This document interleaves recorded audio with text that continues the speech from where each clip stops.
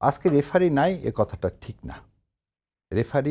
Referee কথাটাও বলবো না, গার্ডিয়ান বলবো। না, সরকার তো বলছে যে আমরা আর এই বিষয় নিয়ে কোনো কথা বলবো না, আমরা নিজেরা আলোচনার আয়োজনও করব না, দলগুলোকে নিজেরা ঠিক হয়ে এসে জানাতে হবে। না, এই কথাটা বলেননি। বলছে 7 দিনের মধ্যে আপনারা এসে আমাদেরকে জানান, যদি না জানান তাহলে আমরা কিন্তু ডিসিশন দিব। একটা জিনিস দেখেন, যখন ফুটবল খেলেন প্রথমে কি লাল কার্ড দেখায়? প্রথমে হলুদ কার্ড দেখায়, 2টা হলুদ কার্ড পাইলে তখন লাল কার্ড দেখায়।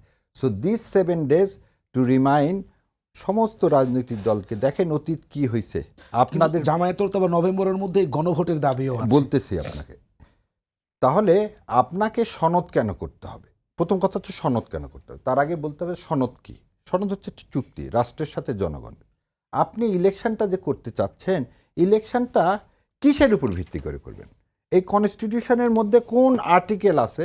বিএনপি সবাইকে জিজ্ঞাসা করা হয়েছিল, একটা আর্টিকেলের কথা বলেন যে আর্টিকেলের উপর ভিত্তি করে আপনি আগামীর নির্বাচন করবেন। এই আর্টিকেল নাই, মানে এই কনস্টিটিউশন এখন বিকল। তাহলে বিকল কনস্টিটিউশনে জুলাই সনদ ছাড়া আপনি ভোট করতে পারতেছেন না। এই জুলাই সনদ, জুলাই চার্টার হচ্ছে আপনার নির্বাচনের ম্যান্ডেট দিবে। তাহলে জুলাই সনদ হতে গেলে কি হলো? ঐক্যমত কমিশন, যে কথা একটু আগে বললেন, প্রতারণা কেউ কারোর সাথে করেনি। ঐক্যমত কমিশন কি করছে? আমরা সবাই মিলে যা বলছি সেটাকে লিপিবদ্ধ করছেন, এবং লিপিবদ্ধ করার পর উনি কী করলেন? উনি একটা প্রস্তাবনা সরকারের কাছে পাঠালেন। সে প্রস্তাবনা কিন্তু ড্রাফট প্রস্তাবনা। আবার বুঝেন, যে প্রস্তাবনাটা ঐক্যমত কমিশন ডক্টর ইউনূসের কাছে পাঠিয়েছে এবং সমস্ত রাজনৈতিক দলের কাছে পাঠিয়েছে, সেটা কিন্তু ড্রাফট। কারণ ঐক্যমত কমিশনকে আইনগতভাবে ওই ক্ষমতা দেওয়া হয়নি যে ওরাই যেটা দিবে তার উপরে গণভোট অনুষ্ঠিত হবে।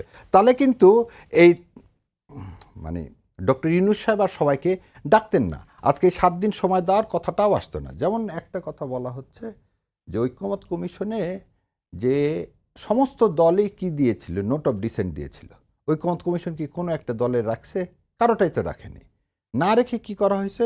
গণভোটে দেওয়া হয়েছে।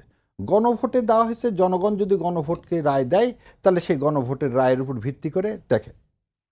কিন্তু এই 7 দিনে কি এই সমঝোতায় আসা সম্ভব? যদি ছোট্ট করে একটু আমি বলতেন। ছোট্ট করে বলে দিচ্ছি, 7 দিনে না, 24 ঘন্টায় সম্ভব। এবং জামাতে ইসলাম সর্বপ্রথম বিএনপি বলছে চলেন যাই, আমরা বসে এটা রাজনৈতিক সিদ্ধান্ত। ডক্টর ইউনূস একটা সিদ্ধান্ত দিতে পারে, সেই সিদ্ধান্ত মাঠে গড়াতে পারে, প্রতিহিংসা রাজনীতি আবার শুরু হতে পারে।